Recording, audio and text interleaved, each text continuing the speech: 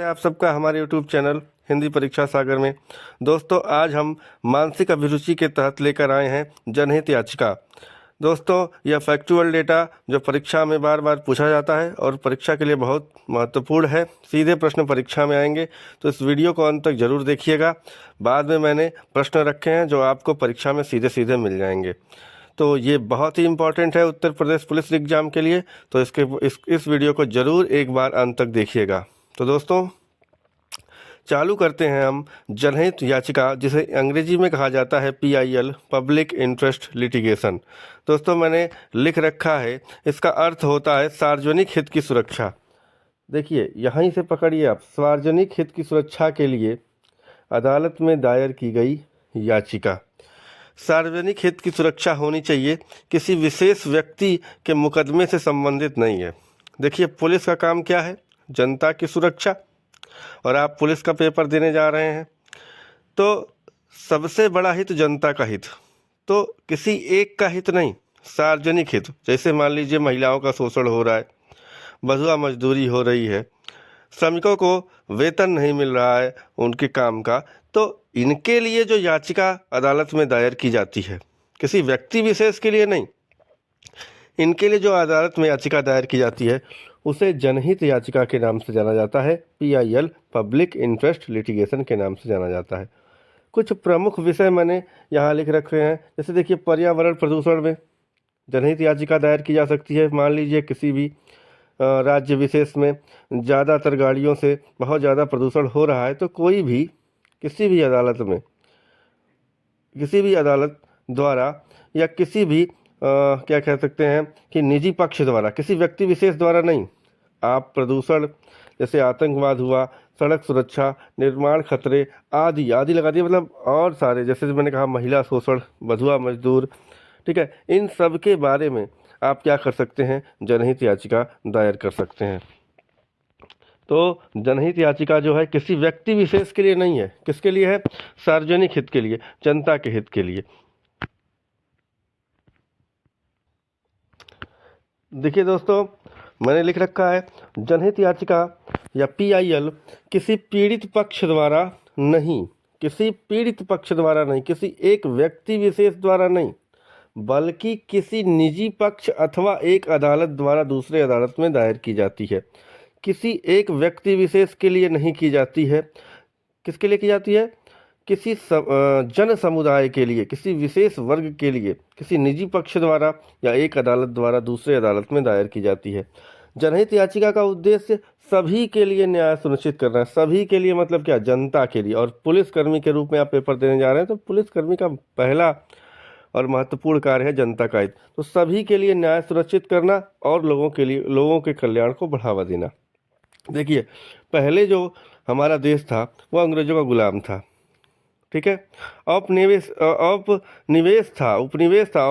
राज्य था, और औपनिवेशिक राज्य से हम कहाँ किधर जनहित याचिका के द्वारा हम किधर की ओर बढ़े? कल्याण की ओर बढ़े, कल्याणकारी राज्य की ओर बढ़े। यहाँ देखिएगा, मैंने लिख रखा है आपके सामने कि जनहित याचिका का मतलब क्या है। सर्वजन हिताय और सर्वजन सुखाय। सर्वजन हिताय और सर्वजन सुखाय, यही जनहित याचिका का मूल उद्देश्य है कि सभी की सुरक्षा हो, सभी लोग खुश हों। यही जनहित याचिका का उद्देश्य है। इसीलिए जनहित याचिका दायर की जाती है, जनता के हित के लिए, किसी विशेष व्यक्ति अथवा किसी विशेष पीड़ित पक्ष के लिए नहीं, किस पूरे जनता का हित हो, लोगों का हित हो। इसीलिए जनहित याचिका किसी निजी पक्ष द्वारा अथवा एक अदालत से द्वारा दूसरे अदालत में दायर की जा सकती है। दोस्तों, रिट और जनहित याचिका में क्या अंतर होता है? रिट, जैसे आपने पढ़ा होगा दोस्तों, 5 प्रकार के रिट होते हैं। 5 प्रकार के रिट होते हैं। तो रिट और जनहित याचिका में क्या अंतर है? तो रिट देखिए, रिट का प्रयोग मूल अधिकारों की सुरक्षा के लिए किया जाता है। रिट का प्रयोग किसके लिए किया जाता है? मूल अधिकारों की सुरक्षा के लिए किया जाता है, किसी व्यक्ति विशेष के मुकदमे के लिए किया जाता है।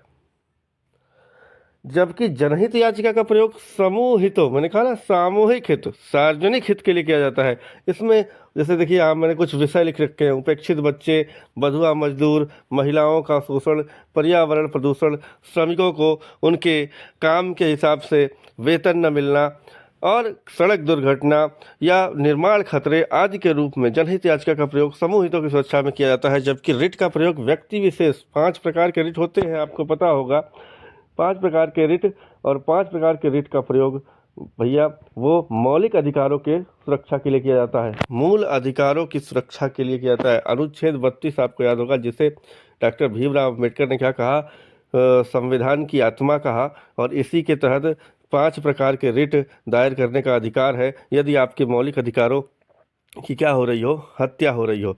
तो मौलिक अधिकार को जो है बचाने के लिए रिट का प्रयोग किया जाता है। जबकि सामूहिक हित की सुरक्षा, जनता के हित के लिए, किसी विशेष वर्ग के हित के लिए किसका प्रयोग किया जाता है, जनहित याचिका का प्रयोग किया जाता है। तो दोस्तों क्लियर हो रहा होगा। अगर अच्छा लगे तो वीडियो को लाइक ज़रूर करिएगा, चैनल को सब्सक्राइब जरूर कीजिएगा। जल्दी ये वीडियो नहीं मिलते हैं आपको यूट्यूब पर, ऐसे बाकायदा नोट्स बनाकर आपके लिए मैं वीडियो ले आया हूँ, जिससे आपको जनहित याचिका जैसा कठिन से कठिन टॉपिक भी आसान लगने लगेगा। आइए दोस्तों जनहित याचिका के इतिहास के बारे में पढ़ लेते हैं। तो पहली बात तो ये अमेरिका से, कहाँ से प्रेरणा ली गई इसकी, अमेरिकी न्यायशास्त्र से लिया गया है। 1979 में पहली बार बिहार भागलपुर से इसकी शुरुआत हो गई। 1979 में पहली बार बिहार भागलपुर से इसकी शुरुआत हुई है, न्यायिक पहल के द्वारा। क्वेश्चन आता है किसके द्वारा जनहित याचिका की शुरुआत हुई है, तो न्यायिक सक्रियता, न्यायिक पहल के द्वारा। हुआ क्या था, भागलपुर में आखफोड़वा कांड हुआ था। भागलपुर में कौन सा कांड हुआ था, आखफोड़वा कांड हुआ था। आप लोगों ने एक पिक्चर देखी होगी गंगा जल, और गंगा जल में दिखाया गया है कि उसमें जो है पुलिस जो क्या करती है, जो कुछ कैदियों का बिहार में क्या करती है, आँख फोड़ देती है। तो उसी आँख फोड़वा कांड जो हुआ था, तो वहाँ एक वकील थी पुष्पा कपिला हिंगोरानी, ये इनका नाम याद रखिएगा। दो जनहित याचिका में 2 नाम आप याद रखेंगे, एक तो कपिला हिंगोरानी और एक MC मेहता। 2 लोगों का नाम याद रखिएगा, एक कपिला हिंगोरानी, एक MC मेहता। ये एक वकील थी। तो कठफोड़वा कांड जब हुआ तो उसमें भी इनकी भूमिका थी, वहीं से शुरुआत किया। और इन्होंने एक, देखिए अगर पूछेगा किस वकील के द्वारा, तो कपिला हिंगोरानी। अच्छा, कौन सा मामला कौन सा था, हुसैन आरा खातून मामले में, हुसैन आरा खातून बनाम बिहार राज्य, स्टेट ऑफ बिहार, इसमें यहाँ लिखना भूल गया हूँ मैं, तो याद रखिएगा, हुसैन आरा खातून बनाम बिहार राज्य। और उस समय जो न्यायमूर्ति मतलब जो सुप्रीम कोर्ट के जज थे, वो 2 लोग थे, VR कृष्णा अय्यर और N भगवती की बेंच में दायर किया गया था। VR कृष्णा अय्यर और N भगवती। अच्छा, अब ध्यान से सुनिएगा, इसको फिर से हम रिवाइज कर लें जल्दी से। तो अमेरिकी न्यायशास्त्र से लिया गया है, अमेरिका से लिया गया है, ठीक है।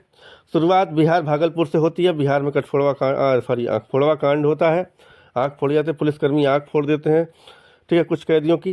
तो वहीं से शुरुआत होती है न्यायिक पहल के द्वारा। अगर पूछे केस कौन सा, तो हुसैन आरा खातून बनाम बिहार राज्य। वकील कौन, कपिला हिंगोरानी। और 2 जज याद रखिएगा, VR कृष्णा और N भगवती। VR कृष्णा और N भगवती, ये 2 जज थे। इनके द्वारा क्या की गई, पहली बार जनहित याचिका आई 1979 में। इस चीज़ को याद रखिएगा, 1979 को याद रखिएगा, आगे प्रश्न सीधे मिलेंगे इसी से। तो इनके द्वारा, तो दोस्तों यहाँ मैंने फैक्ट्स लिख रखे हैं, ध्यान से देखिएगा। कपिला, इसी नाते कपिला हिंगोरानी को, पुष्पा कपिला हिंगोरानी पूरा नाम था, जनहित याचिका की जननी कहते हैं। क्या कहते हैं, जनहित याचिका की जननी कहते हैं। और ये 2 लोग, न्यायमूर्ति VR कृष्णा अय्यर और N भगवती, इन्हें, ये जो दोनों लोग 2 जज थे, तो इन्हें क्या कहते हैं, जनहित याचिका के अग्रदूत, जनहित याचिका के अग्रदूत। और जनहित याचिका की जननी किसे कहते हैं, कपिला हिंगोरानी को कहते हैं। ध्यान दीजिएगा, कपिला हिंगोरानी जनहित याचिका की ये जननी है, और न्यायमूर्ति VR कृष्णा अय्यर और N भगवती जनहित याचिका के अग्रदूत हैं। दोस्तों क्वेश्चन आ जाता है कि मतलब किसने शुरुआत की, सुप्रीम कोर्ट के किस जज ने शुरुआत की, और दोनों का ऑप्शन में नाम दे देता है, पी.आर. कृष्णा अय्यर का और एन भगवती का।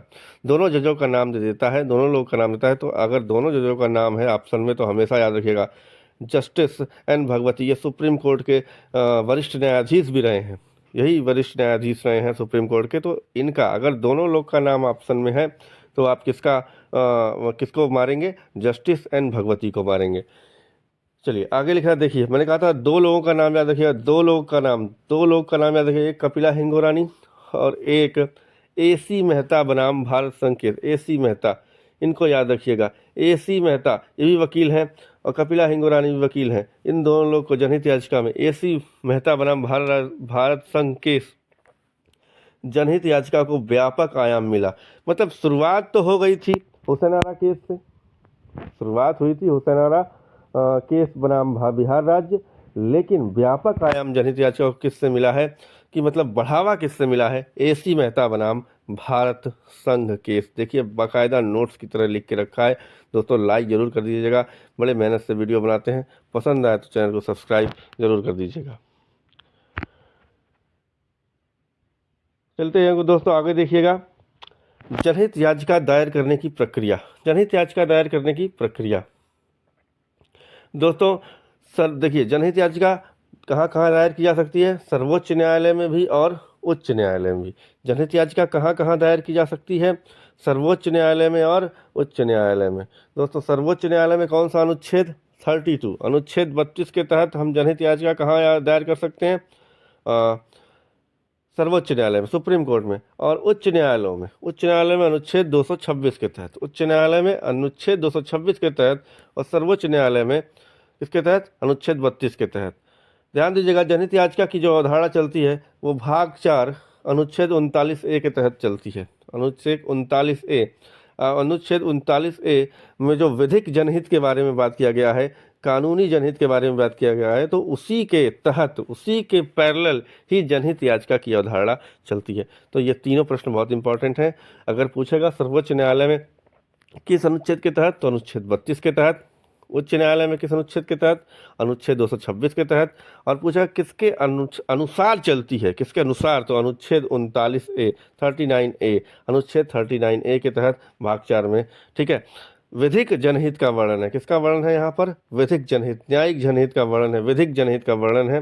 तो इसी के तहत जो है क्या कहते हैं, जनहित याचिका की अवधारणा चलती है। दोस्तों पसंद आ रहा हो तो लाइक जरूर करिएगा, चैनल सब्सक्राइब जरूर कीजिएगा। आइए प्रश्न दोस्तों आप चलते हैं कुछ क्वेश्चन पर।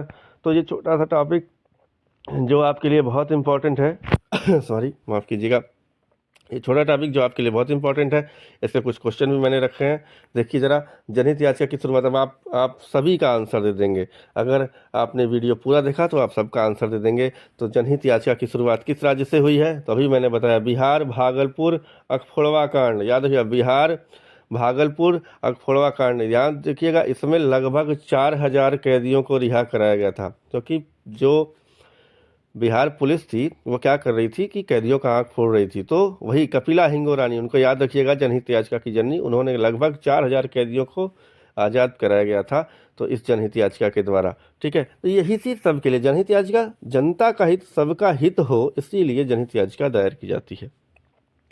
चलते हैं दोस्तों अगले प्रश्न पर। अगला प्रश्न कहता है कि जनहित याचिका की अवधारणा किस देश से दी गई है। देखिए अभी बताया है, सब कुछ बताया। जनहित याचिका की अवधारणा किस देश से दी गई है, अमेरिका से ली गई है, अमेरिका के न्यायशास्त्र से ली गई है, अमेरिका के न्यायशास्त्र से ली गई है। अगले क्वेश्चन पर चलते हैं। चलिए दोस्तों अगले क्वेश्चन पे चलते हैं। अगला क्वेश्चन अगले क्वेश्चन पर चलते हैं दोस्तों। भारत में जनहित याचिका की शुरुआत किसके द्वारा हुई, तो भारत में जनहित याचिका की शुरुआत, यहाँ मैं लिख दे रहा है, राजनीति द्वारा नहीं हुई, संविधान संसद द्वारा नहीं हुई, इनमें से कोई नहीं होगा। किसके द्वारा होगा, न्यायिक पहल द्वारा। अभी मैंने बताया था ना, न्यायिक पहल द्वारा जनहित याचिका की शुरुआत हुई। तो भारत में जनहित याचिका की शुरुआत किसके द्वारा हुई, तो भारत में जनहित याचिका की शुरुआत न्यायिक पहल द्वारा हुई। देखिए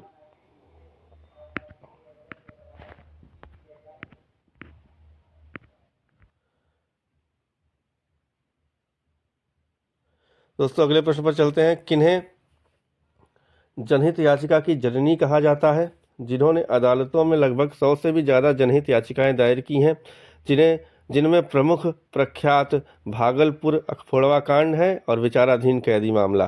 तो ध्यान दीजिएगा, अभी बताया मैंने पुष्पा, कपिला, हिंगोरानी, इन्हीं को ही भारत में जनहित याचिकाओं की क्या कहा जाता है, जननी कहा जाता है। दोस्तों अगले प्रश्न पर चलते हैं। भारत में जनहित याचिका किसने पेश की? अब देखिएगा, भारत में जनहित याचिका पेश करने वाले दोनों लोग थे, न्यायमूर्ति PN भगवती और न्यायमूर्ति VR कृष्णा अय्यर। अगर दोनों लोग आते हैं, अगर दोनों एक ही ऑप्शन में दिया है तो दोनों सही होंगे, लेकिन दोनों अलग अलग ऑप्शन में दिए हैं। तो मैंने कहा था चीफ जस्टिस को पहले मारेंगे आप, तो चीफ जस्टिस न्यायमूर्ति कौन थे? Chief justice PN Bhagwati. तो इसका ऑप्शन क्या हो जाएगा? PN भगवती इसका आंसर सही हो जाएगा। दोस्तों अच्छा लग रहा हो तो वीडियो जो लाइक जरूर करिए, चैनल सब्सक्राइब जरूर कीजिए। अगला क्वेश्चन देखिए, जनहित याचिका दायर की जा सकती है, कहाँ दायर की जा सकती है? तो उच्चतम न्यायालय में भी, जी बिल्कुल सही है। अनुच्छेद कौन सा? अभी आपको पढ़ाया, अनुच्छेद 32, और उच्च न्यायालय में अनुच्छेद 226। तो इसका ऑप्शन सही होगा सी ऑप्शन सही होगा। दोनों में दायर की जा सकती है, दोनों में दायर की जा सकती है जनहित याचिका।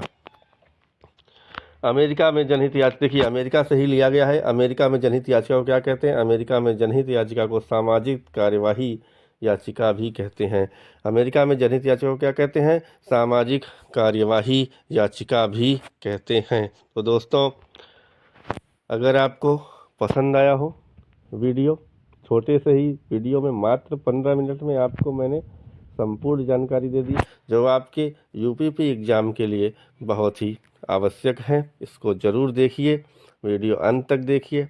वीडियो पसंद आए तो वीडियो को लाइक ज़रूर कीजिए, चैनल को सब्सक्राइब ज़रूर कीजिए। जय हिंद, जय भारत, जय संविधान। अगले वीडियो में फिर नए फैक्ट के साथ मुलाकात होगी। तब तक के लिए जय हिंद।